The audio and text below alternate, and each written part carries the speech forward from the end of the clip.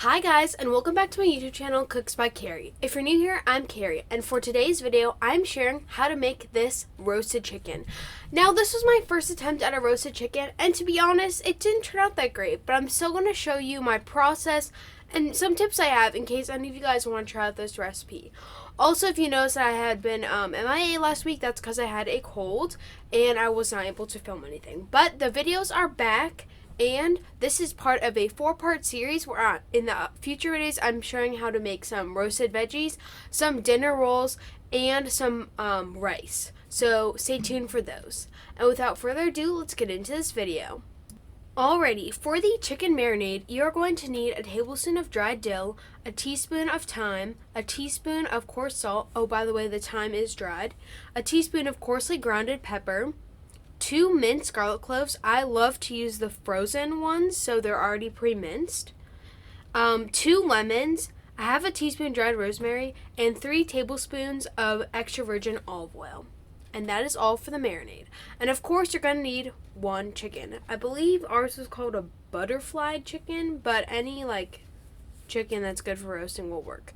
Or you could do this with chicken breast. Actually, I wouldn't recommend that. I'd say this recipe is good for a bigger chicken.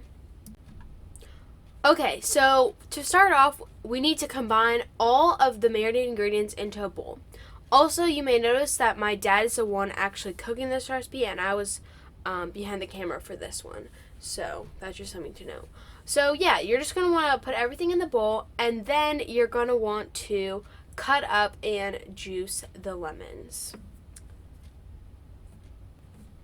Oh, also, I forgot to mention that it's okay if the lemon seeds get into the marinade mixture, because we're not, when you eat the chicken, you're not really eating the marinade. It's just on top, so it's fine if seeds get in.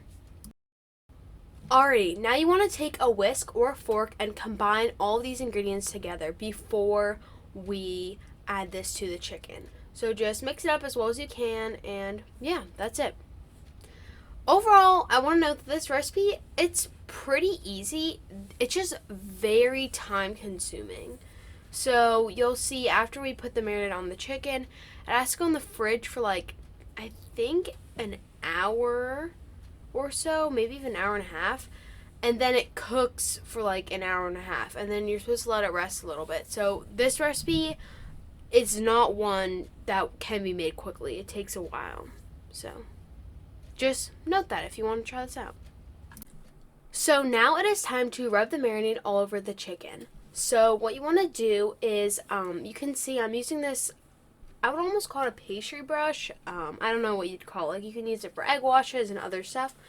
But my dad is just using it to spread all of the marinade all over the chicken. You want to get it everywhere because obviously you want the flavor to be all over it.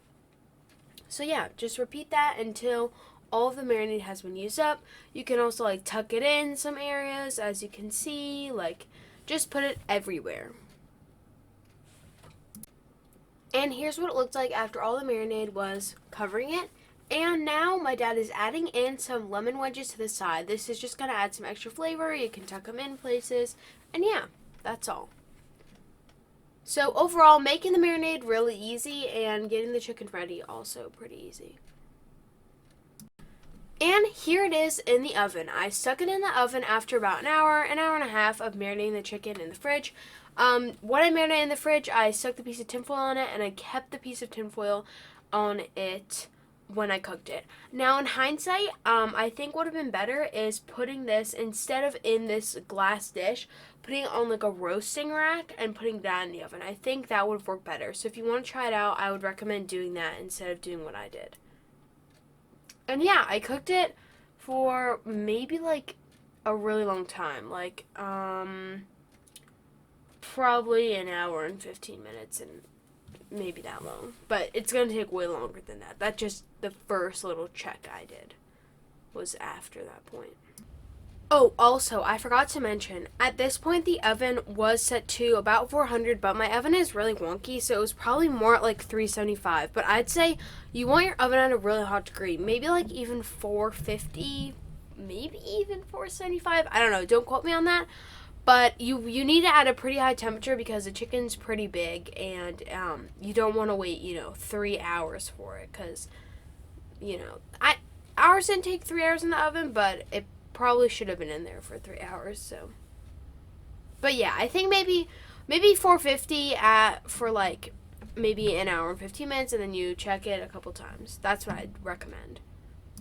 Okay, so I know I previously mentioned that at this time mark, at about an hour and 15 minutes or so, I was going to pull the chicken out and test it, but actually I'm incorrect on that. What I actually did was remove the tinfoil for good so that the skin could get nice and crispy. So that's what I'm doing here. And at this point, I also increased the temperature to 450, which on my oven is probably more like 400. I know, it's very wonky. So, yeah, maybe it's like 410. But you want yours higher, like I mentioned in the last clip.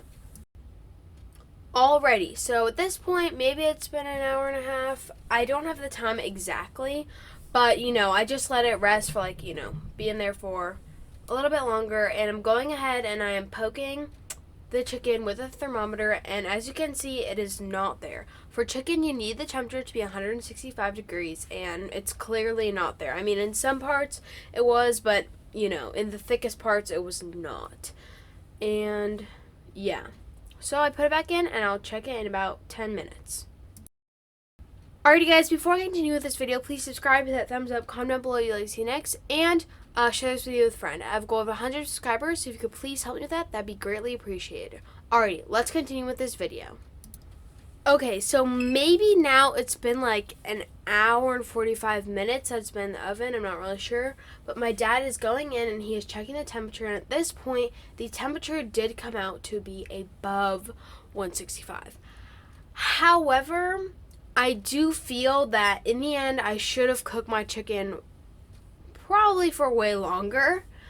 So I would just say, like, even though technically the temperature is good, I would say maybe we need like 30 more minutes in the oven. So I think with this chicken, it's really like a watching game. Like after maybe an hour and a half, you gotta start checking it. You gotta start like checking maybe in intervals, like maybe every 15 minutes. Cause while it did come out as being the temperature that it was supposed to be, it kind of tasted a little bit like it needed to be in there longer. So yeah. And here's the finished product of the chicken. Right now I'm going to give you all the tips and tricks that I wish I had done. Number one, put this on a roasting rack to cook. It would have gone way crispier, it would have been way better. Number two, have a very high temperature on your oven. Maybe 475 if your oven's normal. That I know that's really high, but I think that it needs that because it's a really big piece of chicken. Number three, cook it for as long as it needs to get all crispy, and even though it might be at the temperature over 165, it might not be done to your liking. So I'd say like maybe after an hour and a half, keep on checking it. But I did think the marinade was really good, so that's a plus. And yeah, if you'd like me to attempt this recipe again, I mean, this was, if you'd like me to do, like this type of roasted chicken again, then let me know in the comments down below because I can totally try it out. I mean, I know my dad is eager to retry it. I'm kind of like, but if you guys want me to do another video on it, then I will. And that's it for today's video. I hope you enjoyed. If you did, make sure to like, comment, and subscribe, turn that notification bell on, and that's it. Don't forget to follow me on Cooked by Carrie on Instagram, and see you in my next video. It will be a video on how to make roasted veggies, so tune in for that one. Bye, guys.